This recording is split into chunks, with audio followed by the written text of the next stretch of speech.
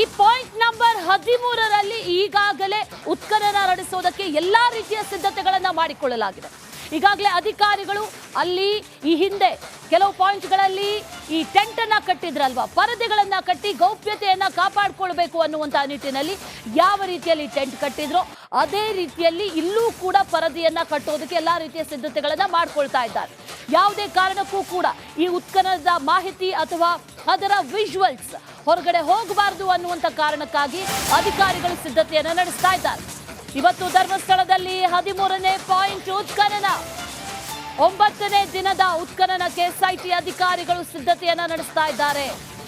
Site number 13ರಲ್ಲಿ tent ಅನ್ನು ಅಳವಡಿಸೋದಕ್ಕೆ ತಯಾರಿ. Tent ಹಾಕೋದಕ್ಕೆ ಈಗ ಕಬ್ಬಿಣದ ಪೈಪ್ ತಂದಿದ್ದಾರೆ ಕಾರ್ಮಿಕರು. ಈ ಹಿಂದೆ ಕಟ್ತಾ ಇದ್ರಲ್ಲ ಪರದೆ, ಹಸಿರು ಕಲರ್ ಪರದೆ, ಆ ರೀತಿ ಬಹುಶಃ ಇಲ್ಲಿ ಇರ್ಲಿಕ್ಕಿಲ್ಲ ಅಥವಾ ಅದಕ್ಕಿಂತಲೂ ಡಬಲ್ ಎರಡೆಳೆಯಲ್ಲಿ ಕಟ್ಟುವಂತ ಸಾಧ್ಯತೆಗಳು ಕೂಡ ಇದೆ. ಯಾಕಂದ್ರೆ ಇದು ರಸ್ತೆ ಪಕ್ಕದಲ್ಲೇ ಇರೋದ್ರಿಂದ ಗೌಪ್ಯತೆ ಕಾಪಾಡ್ಕೊಳ್ಳೋದು ಬಹಳ ಕಷ್ಟದ ಕೆಲಸ. ಹಾಗಾಗಿ ಟೆಂಟ್ ಹಾಕೋದಿಕ್ಕೆ ಕಬ್ಬಿಣದ ಪೈಪ್ ಅನ್ನ ತಂದಿದ್ದಾರೆ ಕಾರ್ಮಿಕರು. ಈಗ ಇದು 13ನೇ ಸೈಟ್, 13ನೇ ಪಾಯಿಂಟ್. ಇದು ಮಾರ್ಕ್ ಮಾಡಿರುವಂತಹ 13ನೇ ಪಾಯಿಂಟ್, ಕೊನೆಯ ಪಾಯಿಂಟ್. ಈ ನಿಗೂಢ ವ್ಯಕ್ತಿ ಮಾರ್ಕ್ ಮಾಡಿರುವಂತಹ ಕೊನೆಯ ಪಾಯಿಂಟ್ ಇದು. ಹಾಗಾಗಿ ಇಲ್ಲಿ ಸಾಕಷ್ಟು ಕುತೂಹಲ ಇದೆ, ಅಷ್ಟೇ ಕಷ್ಟ ಕೂಡ ಇದೆ ಅನ್ನುವಂಥ ವಿಚಾರ. ಹಾಗಾಗಿ ಈಗ ನಿಗೂಢ ವ್ಯಕ್ತಿ ಅಧಿಕಾರಿಗಳು ಬರೋ ಮುನ್ನ ಕಾರ್ಮಿಕರು ಬಂದಿದ್ದಾರೆ, ಕಬ್ಬಿಣದ ಪೈಪ್ಗಳನ್ನ ತಗೊಂಡು ಬಂದಿದ್ದಾರೆ ಅನ್ನುವಂಥ ಮಾಹಿತಿ. ಈ ಕಂಬಿಗಳನ್ನ ತಂದು ಅಲ್ಲಿ ಕಟ್ಟಿ ಆ ನಂತರದಲ್ಲಿ ಅಲ್ಲಿ ಪರದೆಯನ್ನ ಕಟ್ಟುವಂಥದ್ದು, ಟೆಂಟ್ ಹಾಕುವಂಥ ವ್ಯವಸ್ಥೆಯನ್ನ ಕೂಡ ಮಾಡಲಾಗುತ್ತೆ ಅನ್ನುವಂಥ ಮಾಹಿತಿ ಇದೆ. ಯಾವುದೇ JCBಯನ್ನ ಬಳಸಲ್ಲ, ಅದರ ಜೊತೆಲಿ ಯಾವುದೇ ಯಂತ್ರವನ್ನ ಬಳಸಲ್ಲ. ಕಾರ್ಮಿಕರು ಇಲ್ಲಿ ಕೆಲಸ ಮಾಡ್ತಾರೆ ಅನ್ನುವಂಥ ಮಾಹಿತಿ. ಕಾರ್ಮಿಕರೇ ಅಗಿಯಲಿದ್ದಾರೆ. ಹಾಗಾಗಿ ಇನ್ನೇನು ಕೆಲವೇ ಕ್ಷಣಗಳಲ್ಲಿ ಉತ್ಖನನ ಆರಂಭ ಆಗುತ್ತೆ. ನಿಗೂಢ ವ್ಯಕ್ತಿಯ ಜೊತೆಗೆ ಅಧಿಕಾರಿಗಳು ಕೂಡ ಆಗಮಿಸ್ತಾರೆ. ಅದಕ್ಕೂ ಮುನ್ನ ಒಂದಷ್ಟು ಸಿದ್ಧತೆಗಳನ್ನ ಈಗ ಮಾಡಲಾಗ್ತಾ ಇದೆ. ಟೆಂಟ್ ಹಾಕೋದಕ್ಕೆ ಕಬ್ಬಿಣದ ಪೈಪ್ ಅನ್ನ ತಂದಿದ್ದಾರೆ ಕಾರ್ಮಿಕರು. ಇದೇ ವಿಚಾರಕ್ಕೆ ಸಂಬಂಧಪಟ್ಟಂತೆ ಡೀಟೇಲ್ಸ್ ಅನ್ನ ಕೊಡ್ತಾರೆ ನಮ್ಮ ಪ್ರತಿನಿಧಿ ನಾಗೇಂದ್ರ ಬಾಬು. ನೇರ ಸಂಪರ್ಕದಲ್ಲಿ ಜಾಯಿನ್ ಆಗ್ತಾ ಇದ್ದಾರೆ. ನಾಗೇಂದ್ರ ಬಾಬು, ರೈಟ್ ನಾವ್ ಏನ್ ನಡೀತಾ ಇದೆ? ಇನ್ನೇನು ಕೆಲವೇ ಕ್ಷಣಗಳಲ್ಲಿ ಉತ್ಖನನ ಆರಂಭ ಆಗುತ್ತೆ. ಸಿದ್ಧತೆ ಯಾವ ರೀತಿ ಮಾಡ್ಕೊಳ್ತಾ ಇದ್ದಾರೆ? ಗೌಪ್ಯತೆಯನ್ನ ಕಾಪಾಡುವಂತ ನಿಟ್ಟಿನಲ್ಲಿ ಯಾವ ರೀತಿಯಾದಂತಹ ಸಿದ್ಧತೆಯನ್ನ ಈಗ ಸದ್ಯದ ಮಟ್ಟಿಗೆ ಮಾಡಿಕೊಳ್ಳಲಾಗ್ತಾ ಇದೆ? ನಾಗೇಂದ್ರ ಬಾಬು.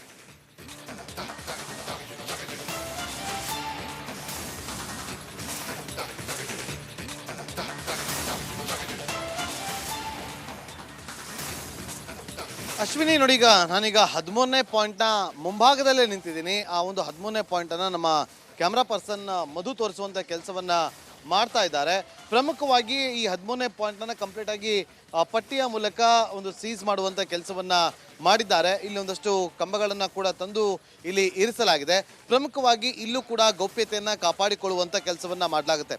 ಅಶ್ವಿನಿ, ನೋಡಿ, ಈ ಒಂದು ಪ್ರಕರಣ ಅಂತಲ್ಲ, ಯಾವುದೇ ಒಂದು ವಿಚಾರವಾಗಿ ಅಂದರೆ ಯಾವುದೇ ಒಂದು ಪ್ರಕರಣದಲ್ಲಿ ಊತಿಟ್ಟಿರುವಂಥ ಶವಗಳನ್ನು ಹೊರಕ್ಕೆ ತೆಗೆದು ಅದನ್ನು ತನಿಖೆಯನ್ನು ಮಾಡಬೇಕು ಅಂತಂದರೆ ಅದನ್ನು ಕ್ಲೋಸ್ ಡೋರಲ್ಲಿ, ಅಂದರೆ ಒಂದು ಪರದೆಗಳನ್ನು ಕಟ್ಟಿ ಅದು ಹೊರಗಡೆ ಯಾರಿಗೂ ಕೂಡ ಕಾಣದಂತೆ ಅದನ್ನು ಉತ್ಖನನ ಕಾರ್ಯವನ್ನು ಮಾಡುವಂಥ ಕೆಲಸವನ್ನು ಈ ಹಿಂದೆ ಕೂಡ ಅದನ್ನು ನಾವು ಕೂಡ ರಿಪೋರ್ಟನ್ನು ಕೂಡ ಮಾಡಿದ್ವಿ. ಇಲ್ಲೂ ಕೂಡ ಅದೇ ರೀತಿಯಾಗಿ ಅದನ್ನು ಪರದೆಗಳಿಂದ ಕ್ಲೋಸ್ ಮಾಡಿ ಆ ಮೂಲಕ ಉತ್ಖನನ ಕಾರ್ಯವನ್ನು ಆರಂಭ ಮಾಡುವಂಥ ಕೆಲಸವನ್ನು ಮಾಡಲಾಗ್ತದೆ. ಅದೇ ರೀತಿಯಾದಂಥ ಪ್ರಕ್ರಿಯೆಗಳು ಕೂಡ ನಡೀತಾ ಇದೆ.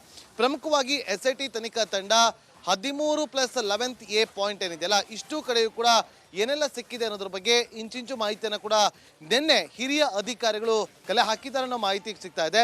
ಜೊತೆಗೆ 6ನೇ ಪಾಯಿಂಟ್ ಮತ್ತು 11A ಪಾಯಿಂಟನ್ನು ಹೊರತುಪಡಿಸಿ ಬೇರೆ ಯಾವುದೇ ಪಾಯಿಂಟ್ಗಳಲ್ಲೂ ಕೂಡ ಇದುವರೆಗೂ ಯಾವುದೇ ರೀತಿಯಾದಂಥ ಕಲೆಬಾರಗಳು ಪತ್ತೆ ಆಗಿಲ್ಲ. ಅಂತಿಮವಾಗಿ ಉಳಿದಿರುವಂಥದ್ದು 13ನೇ ಪಾಯಿಂಟ್ ಮಾತ್ರ. ಈ ಒಂದು 13ನೇ ಪಾಯಿಂಟ್ನ ಮೇಲೆ ಬಹಳ ಕುತೂಹಲ ಇದೆ.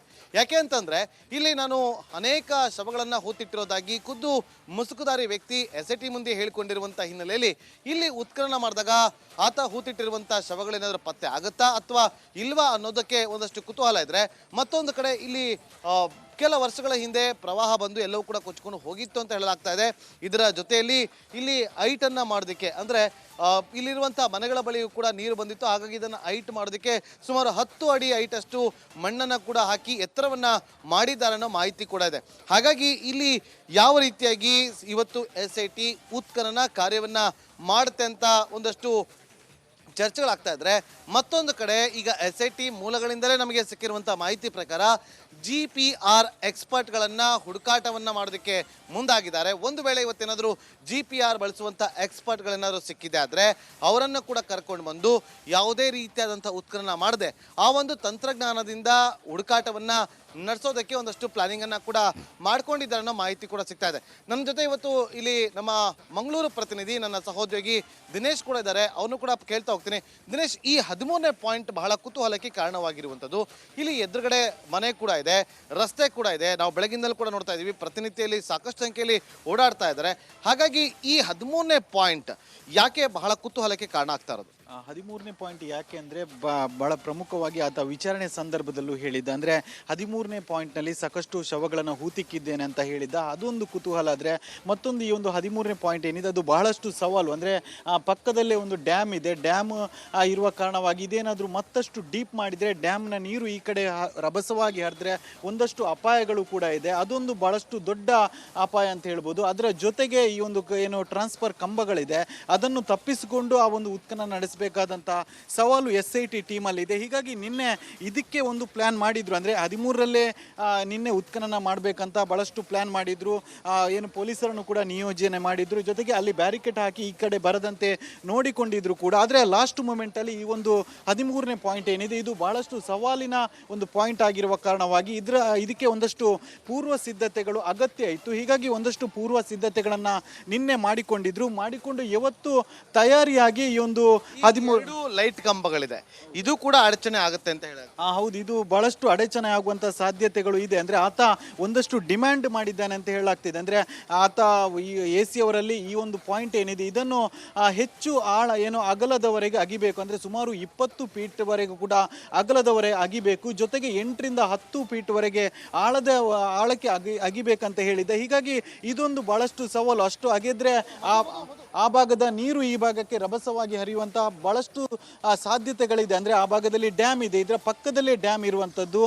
ಇದೇನಾದರೂ 8ರಿಂದ 10 ಫೀಟ್ ಡೀಪ್ ಮಾಡಿದರೆ ಆ ಭಾಗದ ಡ್ಯಾಮ್ನ ನೀರು ರಭಸವಾಗಿ ಈ ಕಡೆ ಹರಿದ್ರೆ ದೊಡ್ಡ ಸಮಸ್ಯೆ ಉಂಟಾಗುವುದು. ಅದೊಂದು ಇದೇ ಕಾರಣಕ್ಕೋಸ್ಕರ ಈಗ GPR ಅನ್ನ ಬಳಕೆ ಮಾಡಿಕೊಂಡು ಆ ತಂತ್ರಜ್ಞಾನದ ಮೂಲಕ ಪತ್ತೆ ಹಚ್ಚುವಂತ ಕಾರ್ಯಕ್ಕೆ ಮುಂದಾಗ್ತಿದ್ದಾರೆ SIT ಅವರು. ಹೌದು, ಅದೊಂದು ತಂತ್ರಜ್ಞಾನದ ಬಗ್ಗೆ ಈಗಾಗಲೇ ಚರ್ಚೆ ನಡೆದಿದೆ. ಮೊನ್ನೆಯಿಂದಲೂ ಕೂಡ ಈ ಒಂದು GPR ತಂತ್ರಜ್ಞಾನ ಏನಿದೆ ಅದನ್ನು ಬಳಕೆ ಮಾಡಬೇಕು ಅನ್ನುವಂಥದ್ದು ಚರ್ಚೆಯಲ್ಲಿತ್ತು. ಆ ಒಂದು ಮೇಲ್ಭಾಗದೇನಿದೆ ಅದು ಈಗಾಗಲೇ ಮಾನವರು ಕಾರ್ಮಿಕರು ಅಗೆಯುವುದು ಜೊತೆಗೆ ಹಿಟಾಚಿ ಮೂಲಕ ಅಗೆಯಲಾಗಿತ್ತು. ಆದರೆ ಇದಕ್ಕೆ ಏನು GPR ತಂತ್ರಜ್ಞಾನ ಬಳಕೆ ಮಾಡಬೇಕು ಅನ್ನುವಂಥದ್ದು ಮಾತುಗಳು ಕೂಡ ಕೇಳಿ ಬಂದಿತ್ತು. ಅದೇ ನಿಟ್ಟಿನಲ್ಲಿ ನಿನ್ನೆ ಅಧಿಕಾರಿಗಳು ಕೂಡ ಚರ್ಚೆ ಮಾಡಿರುವಂಥದ್ದು. ಅಂದರೆ ಇದನ್ನು GPR ತಂತ್ರಜ್ಞಾನದ ಮೂಲಕವಾಗಿ ಅದನ್ನು ಪತ್ತೆ ಹಚ್ಚಿದ್ರೆ ಉತ್ಖನನಕ್ಕೆ ಸುಲಭ ಆಗ್ಬೋದು. ಯಾವುದೇ ರೀತಿ ಪಾಯಿಂಟ್ ಅಲ್ಲಿ ಇದೆ ಅನ್ನೋದು ಸ್ಪಷ್ಟವಾಗಿ ಗೊತ್ತಾಗ್ಬಿಡುತ್ತೆ. ಯಾವುದೇ ಉತ್ಖನನ ಮಾಡದಂತೆ GPR ತಂತ್ರಜ್ಞಾನವನ್ನ ಬಳಕೆ ಮಾಡಿಕೊಂಡು ಆ ಮೂಲಕ ಪತ್ತೆ ಹಚ್ಚುವಂತ ಕೆಲಸವನ್ನ ಮಾಡ್ತಾರೆ. ನೋಡಿ ಅಶ್ವಿನಿ, ಈಗ ಇದೇ ವಿಚಾರವಾಗಿ ನೋಡಿ ಅಶ್ವಿನಿ ನಮ್ಮ ಮಂಗಳೂರು ಪ್ರತಿನಿಧಿ ದಿನೇಶ್ ಕ್ಲಿಯರ್ ಆಗಿ ಎಕ್ಸ್ಪ್ಲೇನ್ ಮಾಡಿದ್ರು. ಪಕ್ಕದಲ್ಲೇ ಡ್ಯಾಮ್ ಇದೆ, ರಭಸವಾಗಿ ನೀರು ಹರಿತಾ ಇರುವಂಥ ಶಬ್ದ ಕೂಡ ಕೇಳಿಸ್ತಾ ಇದೆ. ಮನವಿ ಮಾಡಿಕೊಂಡಿರುವಂಥ ಮುಸುಕುದಾರಿ 20 ಅಡಿ ಆಳದವರೆಗೂ ಕೂಡ ಅಗಿಬೇಕು ಅಂತಿದ್ದಾರೆ. ಒಂದು ವೇಳೆ ಅದನ್ನು 20 ಅಡಿ ಆಳಕ್ಕೆ ಹೋಗಿ ಅಗಿಬೇಕು ಅಂತಂದರೆ ಅದನ್ನು ಒಂದೇ ಜಾಗದಲ್ಲಿ ಅಗಿದು ಅಲ್ಲಿಗೆ ಹೋಗೋದಕ್ಕಾಗೋದಿಲ್ಲ.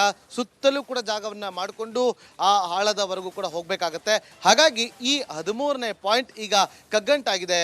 ಅಶ್ವಿನಿ, ನಾಗೇಂದ್ರ ಬಾಬು, ಅದ್ರ ಜೊತೆ ಗಮನಿಸ್ತಾ ಇದ್ದೀವಿ ಆ ರಸ್ತೆ ಏನಿದೆ, ಆ ರಸ್ತೆ ಸಾರ್ವಜನಿಕರು ಸಂಚಾರ ಮಾಡುವಂಥ ರಸ್ತೆ, ಸಾಕಷ್ಟು ವಾಹನಗಳು ಕೂಡ ಸಂಚಾರ ಮಾಡುತ್ತೆ.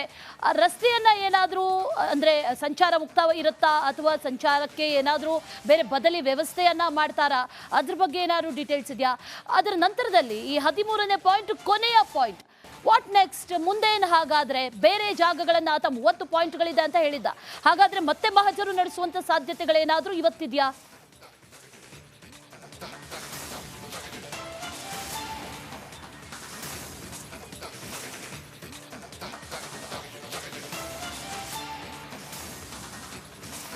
ಈಗ ಇದೇ ಪ್ರಶ್ನೆ ಕಾಡ್ತಾ ಇರುವಂಥದ್ದು. ಪ್ರಮುಖವಾಗಿ ನೋಡಿ, ಈಗ ನಮ್ಮ ಕ್ಯಾಮ್ರಾ ಪರ್ಸನ್ ತೋರಿಸೋದಕ್ಕೆ ಹೇಳ್ತೀನಿ. ಈ ರಸ್ತೆಯನ್ನ ನೋಡಿ, ಅಲ್ಲೊಂದು ಕಾರ್ ಹೋಗ್ತಾ ಇದೆ, ಅಲ್ಲಿ ಮನೆಗಳಿದ್ದಾವೆ, ಮುಂದಗಡೆ ಒಂದು ಅಷ್ಟು ಹೋಟೆಲ್ಗಳಿದ್ದಾವೆ.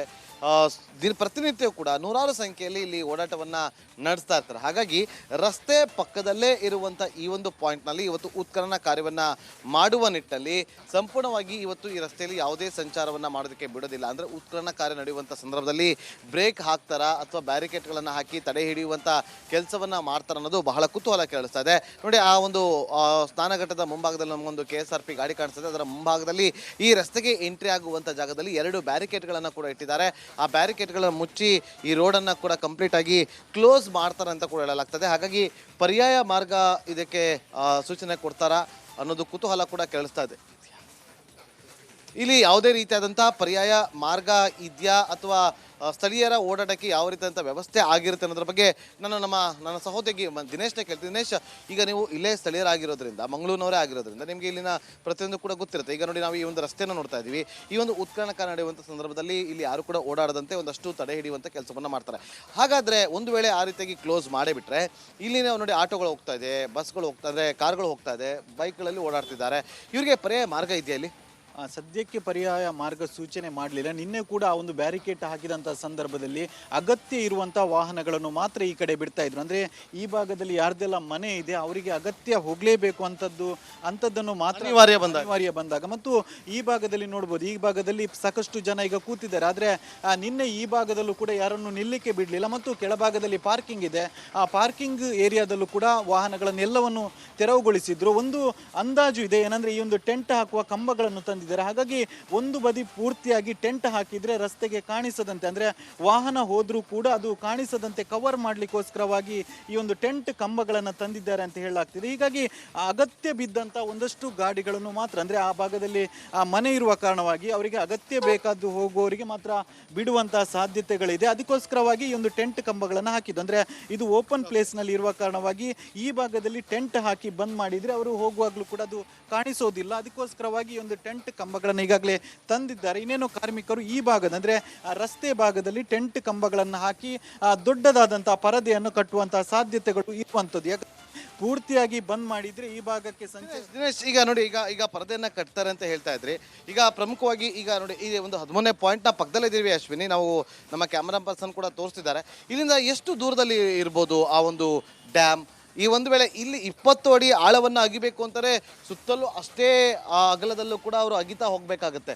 ಒಂದು ರೀತಿಯಲ್ಲಿ ಇದು ದೊಡ್ಡ ಕಾರ್ಯಾಚರಣೆ ಆಗಬಹುದು ಅನ್ನೋ ನಿರೀಕ್ಷೆ ಇಟ್ಕೋಬೋದಾ? ಜೊತೆಗೆ ಎಷ್ಟು ದೂರದಲ್ಲಿ ಆ ಒಂದು ಡ್ಯಾಮ್ ಇದೆ?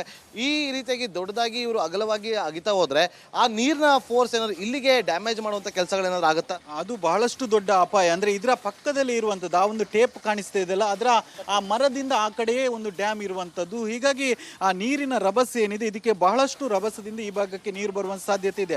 ಮೊನ್ನೆ ಒಂದು ಪಾಯಿಂಟ್ ನಲ್ಲಿ ಫಸ್ಟ್ ಪಾಯಿಂಟ್ ಏನು ಅಗೆದ್ರು ಆ ಸಂದರ್ಭದಲ್ಲಿ ಅದು ಬಹಳಷ್ಟು ಈ ಭಾಗದಲ್ಲಿ, ಅಂದ್ರೆ ನದಿಯಿಂದ ಈಚೆ ಕಡೆನೇ ಇತ್ತು. ಆದ್ರೆ ಅಲ್ಲಿ ಅಗೆದಂತಹ ಸಂದರ್ಭದಲ್ಲಿ ಹೊರತೆ ಬಂದಿತ್ತು, ಬಹಳಷ್ಟು ಕಷ್ಟ ಆಗಿತ್ತು. ಆ ಬಳಿಕ ಪಂಪ್ ಸೆಟ್ಗಳನ್ನು ತಂದು ಅದನ್ನ ನೀರನ್ನು ಕ್ಲಿಯರ್ ಮಾಡಿದ್ರು. ಹಾಗಾಗಿ ಇದು ಅಂತೂ ಬಹಳಷ್ಟು ನೀರು ತುಂಬುವಂತ ಸಾಧ್ಯತೆ ಇದೆ. ಅಂದ್ರೆ ಮೊನ್ನೆ ಕೇವಲ ನದಿಯ ಫೋರ್ಸ್ ಇದ್ದದ್ದು ಆ ಭಾಗದಲ್ಲಿ, ಅದಕ್ಕೆ ಪಂಪ್ ಸೆಟ್ ಅನ್ನು ತರಿಸಿದ್ರು, ಅಂದ್ರೆ ನೀರಿನ ಹೊರತೆ ಜಾಸ್ತಿಯಾಗಿ. ಆದ್ರೆ ಇಲ್ಲಿ ನೀರಿನ ಹೊರತೆ ಜೊತೆ ನೀರಿನ ರಭಸ ಕೂಡ ಬರುವಂತ ಸಾಧ್ಯತೆ ಇದೆ. ಅಂದ್ರೆ ಆತ ಒಂದಷ್ಟು ಡಿಮ್ಯಾಂಡ್ ಮಾಡಿದ್ದಾನೆ ಅಂತ ಹೇಳಲಾಗ್ತಿದೆ. ಅಂದ್ರೆ ಹೆಚ್ಚು ಆಳದವರೆಗೆ ಅಗಿಬೇಕು ಮತ್ತು ಅಗಲದವರೆಗೂ ಕೂಡ ಅಗಿಬೇಕು ಅಂತ. ಅಂದ್ರೆ ಆತನಿಗೆ ಒಂದಷ್ಟು ಮಾಹಿತಿ ಸಿಕ್ಕಿರುವಂತ ಚಾನ್ಸಸ್ ಇದೆ. ಒಂದು ವೆಹಿಕಲ್ ಬರ್ತಾ ಇದೆ, ಆ ವೆಹಿಕಲ್ ಇಲ್ಲಿಗೆ ಬರ್ತಿದ್ಯಾ ಅಥವಾ ಏನು ಅನ್ನೋದು ಗೊತ್ತಿಲ್ಲ. ಯಾಕಂದ್ರೆ ಈ ರಸ್ತೆಯಲ್ಲಿ ಸಾಮಾನ್ಯವಾಗಿ ಓಡಾಡ್ತಾ ಇರುತ್ತೆ. ನಮ್ಮ ಕ್ಯಾಮ್ರಾ ಪರ್ಸನ್ ಕೂಡ ತೋರಿಸ್ತಾ ಇದ್ದಾರೆ. ಒಂದು JCB ಯಂತ್ರ ಬರ್ತಾ ಇದೆ. ಇದು ಇಲ್ಲಿಗೆ ಬರ್ತಿದ್ಯಾ ಅಥವಾ ಬೇರೆ ಎಲ್ಲರೂ ಬೇರೆ ಕೆಲಸಕ್ಕೆ ಹೋಗ್ತಿದ್ಯಾ ಅನ್ನೋದನ್ನ ನಾವು ನೋಡ್ಬೇಕು. ಅಶ್ವಿನಿ, ಈಗ ದೃಶ್ಯಗಳಲ್ಲಿ ಕೂಡ ಗಮನಿಸ್ತಾ ಇದ್ವಿ. ಯಾಕೆಂದರೆ ಈ 12 ಪಾಯಿಂಟ್ಗಳಲ್ಲಿ ಉತ್ಖನನ ಮಾಡುವಂಥ ಸಂದರ್ಭದಲ್ಲಿ ಚಿಕ್ಕದಾದಂಥ ಒಂದು ಹಿಟಾಚಿಯನ್ನು ಬಳಕೆ ಮಾಡಿದರು. ಈಗ ಈ ಒಂದು ಇದನ್ನು ಕೂಡ ಇಲ್ಲೇ ಬಳಕೆ ಮಾಡಲಾಗುತ್ತಾ ಅಥವಾ ಬೇರೆ ಎಲ್ಲಾದರೂ ಮುಂದಕ್ಕೆ ತಗೊಂಡೋಗುತ್ತಾ ಅಂತೇಳಿ ಇಲ್ಲಿ ಅದನ್ನು ಬಳಕೆ ಮಾಡೋದಿಲ್ಲ ಅನ್ನೋದು ಈಗ ಸ್ಪಷ್ಟತೆ ಕೂಡ ಸಿಕ್ಕಿದೆ. ಇದನ್ನು ಬೇರೆ ಕಡೆಗೆ ತೆಗೆದುಕೊಂಡು ಹೋಗ್ತಿದ್ದಾರೆ, ಇಲ್ಲಿ ಅದನ್ನು ಬಳಕೆ ಮಾಡೋದಿಲ್ಲ ಅನ್ನೋದು ಈಗ ಒಂದು ಸ್ಪಷ್ಟತೆ ಕೂಡ ಸಿಕ್ಕಿದೆ. ಹಾಗಾಗಿ ಮತ್ತೊಮ್ಮೆ ಇಲ್ಲಿ ಸಿಬ್ಬಂದಿಗಳನ್ನು ಇಟ್ಕೊಂಡು ಮಣ್ಣನ್ನು ತೆಗೆಯುವಂಥ ಕೆಲಸವನ್ನು ಮಾಡ್ತಾರೆ. ಜೊತೆಗೆ ಅಗತ್ಯ ಬಿದ್ದರೆ ಆ ಚಿಕ್ಕದಾದಂಥ ಒಂದು ಹಿಟಾಚಿಯನ್ನು ಕೂಡ ತಗೊಂಡು ಬರ್ತಾರೆ. ಅದನ್ನು ಹೊರತುಪಡಿಸಿದ್ರೆ GPR ಎಕ್ಸ್ಪರ್ಟ್ಗಳನ್ನ ಕೂಡ ಕರ್ಕೊಂಡ್ಬರುವ ನಿರೀಕ್ಷೆ ಕೂಡ ದಟ್ಟವಾಗಿ ಇಲ್ಲಿ ಕಂಡು ಬರ್ತಾ ಇದೆ. ಅಶ್ವಿನಿ. ರೈಟ್, ನಾಗೇಂದ್ರ ಬಾಬು ಅಂಡ್ ದಿನೇಶ್, ಧನ್ಯವಾದಗಳು ಮಾಹಿತಿಗೆ.